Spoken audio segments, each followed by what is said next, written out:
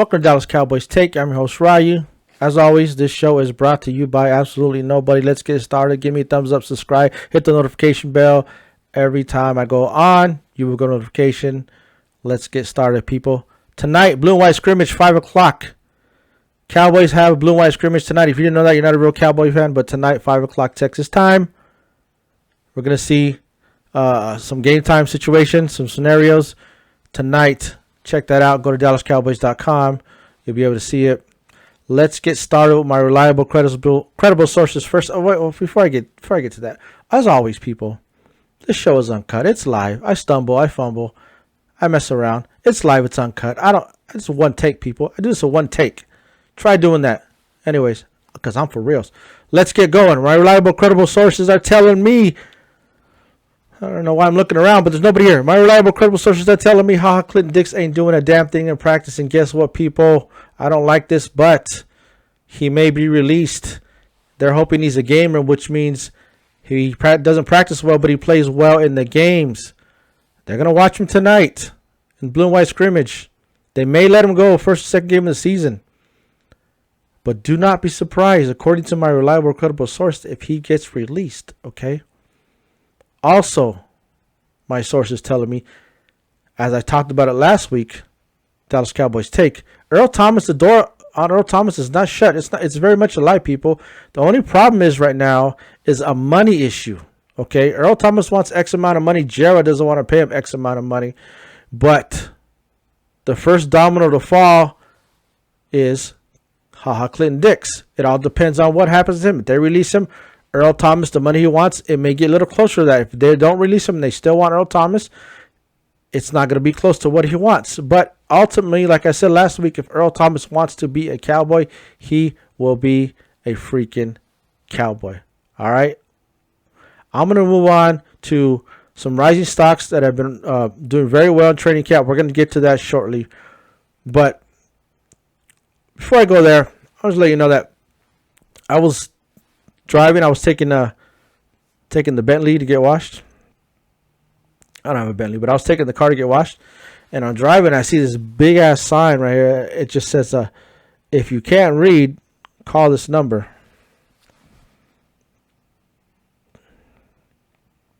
If I can't read, how the hell do I know what that says? I don't know what those letters are before the numbers. So if I can't read, how do I don't, it just doesn't make any sense to me. Sometimes there's things in life that are funny. I'm going to bring on this show, but I just thought that was funny. I just saw it. So this is uncut. I'm going to tell you what's going on. And that shit was funny. Well, there you go. All right. Let's get going. My rising stars in training camp. We're going to go over right now. Get my little notebook. As always, lick the finger. And then I don't even use the finger that I licked to turn the page. All right. So, Darian Thompson is safety. And again, this goes back to what's going to happen with and Earl. But Darian Thompson is balling out in training camp. He is, I'm not going to say he's a ball hawk yet, but he's around the ball a lot. He's getting the schemes. And he's always in the right place at the right time. Look for him today to get some playing time in the scrimmage. And if you didn't know the scrimmage tonight, you're not a real Cowboy fan. But look for him to get some playing time. So Darian Thompson, he's doing really well in training camp. So let's look for him tonight and see what he does. Hopefully we hear his name a few times. Trayvon Diggs, I talked about him last week. Dallas Cowboys Take. If you don't know, check it out. I'm going to mention him again because he's a rookie. And when rookies ball out and they get all these props that he's getting, I'm going to mention it again. Diggs is balling out. His deep ball coverage is great. His zone coverage is okay, but he's picking up the schemes. He's learning. He's doing very well right now. So I'm looking forward to seeing tonight's scrimmage. If you want to watch it, DallasCowboys.com. It'll be on there at 5 o'clock Texas time. I don't know if I already mentioned that, but Texas time, DallasCowboys.com. Look for Diggs to get some playing time there. But you know what? First, before I move any farther with this crap, I'm gonna go ahead and take these earphones off.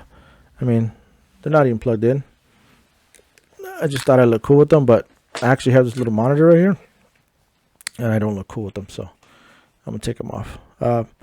Dalton Schultz, our second string tight end. Now, people might say, well, why are you mentioning Dalton Schultz? He's just a second string. It's always good to have two good tight ends on a team.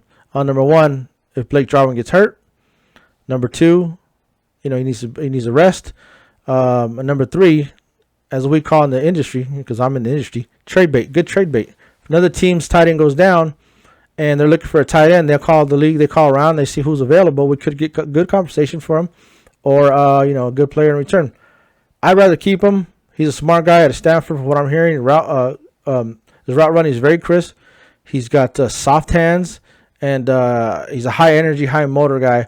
So Dalton Schultz is one of the stocks that are rising in Cowboys training camp right now. Another guy I want to move on to, talked about a little last week. Legotron, Greg Zuerlein, hasn't missed one field goal or one PAT in practice this year, which is a big thing because, as you know, kicker we had last year, Maher, which not to mention, whatever one it is, he's in the Jets right now, and he is probably going to get released, cut, because he's losing the battle for the kicking spot over there. Zuerlein, Legotron, I know practice situation is different from game time situation, but he's a veteran, so I'm not worried about him making those kicks.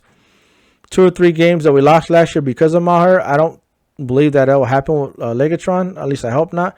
But he's doing really well this year, so his stock is rising, and there's no reason to have any kind of competition, no battle going on there. In training camp, you always bring in an extra quarterback, you bring in an extra kicker, because you want more reps you don't want less reps for the starters or whatnot. And so there's another kicker in training camp, but he's not gonna win the job. But the reason that happens is they give him a shot, and then when other teams looking for a kicker, they're able to say, hey, we had this guy in camp, he did really well, all that good stuff. I don't even know why I'm talking about that, but Legotron is tearing it up. Now, the 4th receiver spot is up for grabs, but it's not, people. Cedric Wilson, his stock has risen. He is going to be our number 4 receiver. If we didn't grab CeeDee Lamb in the draft, he would be our number 3 receiver. But Cedric Wilson is going to be our number 4 receiver. Noah Brown is probably going to be our number 5. Don't quote me on that, but you can bank on Cedric Wilson, unless he gets injured, is going to be our number 4 receiver. All right? So remember that. He's going to get some playing time tonight.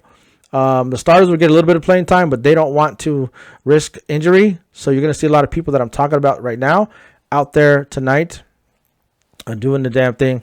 Also, there's a player by the name of Chris Westry. He's a cornerback. Now, if I go back to what I said about HaHa and Earl, HaHa's the first domino that falls, and everything follows.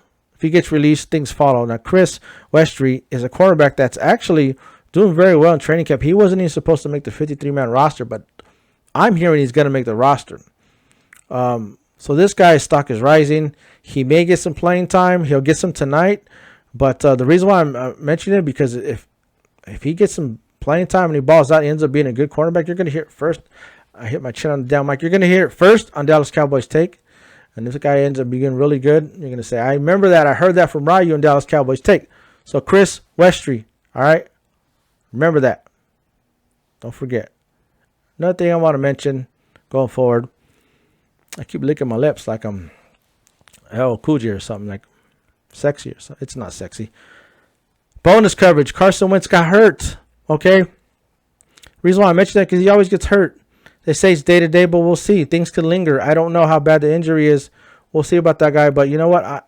People say you shouldn't be talking about other people's injuries, or you shouldn't be happy about other people. I'm happy about his injury. I'm sorry. That's just the way it is. I don't like the Eagles. I can't stand the Eagles. I don't like Carson Wentz. All right? It's always comparison to Dak Prescott. I think Dak's better than Carson Wentz. All right? And he got hurt when he tore his ACL. I'll be honest with you. I wasn't mad about it. I wasn't cheering. I wasn't clapping. But I was okay with it. I said it. I said it. He got injured, and I was happy about it. All right? Oh, well. All right? He got hurt again today. We'll see what happens going forward. All right? Blue and white scrimmage is about to start in an hour or so. I got things to do. I got to mow the lawn. The wife's getting on me to mow the lawn. Actually, we don't even have a lawn. We got fake grass. That's just something you say as a man. I got to go. As always, Dallas Cowboys Nation. Winning is not everything, but the only thing. Threw some extra eyebrows in there that time. Look at that.